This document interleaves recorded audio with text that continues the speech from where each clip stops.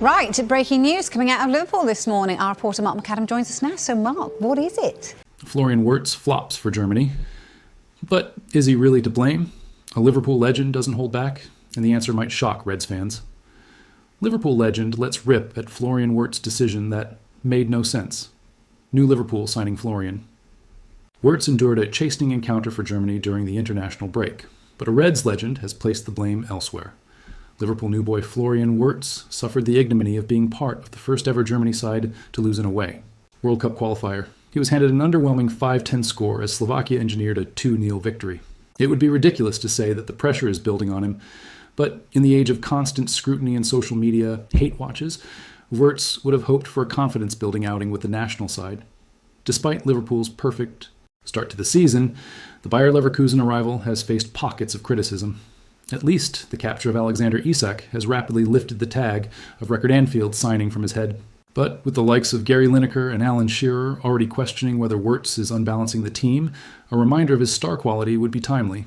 A look at some of the big names of the past provides a stark illustration of how much the football landscape has changed.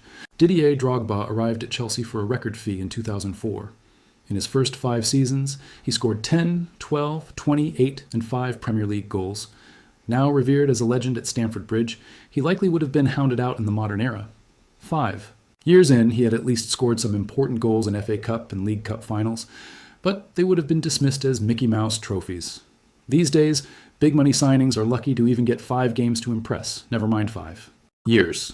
There is an online army willing them to fail, and even their own fans are guilty of being impatient. Up against such standards, Wirtz has failed to make an immediate doubter silencing impact. He has shown flashes of his quality beginning to dictate. Proceedings in the second half, against Arsenal in particular, but there has undoubtedly been a period of acclimatization. Liverpool will be relieved that Wirtz has not felt the need to make his own Resiliencia post. The warning signs were there from Darwin Núñez's first preseason that the spotlight could prove to be a problem for him. Instead, the 22-year-oldie appears to be getting his head down and continuing the settling-in process. But Steve Nicol has slammed Germany coach Julian Nagelsmann for failing to give Wirtz the best chance of success while away with Germany. He thinks the manager made a mess of his formation. Why are you playing Goretzka through the middle, supposedly in an attacking position when you've got Florian Wirtz in your team? Lamented Nicol on ESPN FC. Albeit a Florian Wirtz who hasn't started that well for Liverpool, but why are you putting him out on the left? You had to have known coming into this game that you were going to have 70% of the ball, so why are you playing somebody like Goretzka as an attacking midfielder? It makes no sense at all. Goretzka played the full 90 minutes with Wirtz, left out on the left throughout.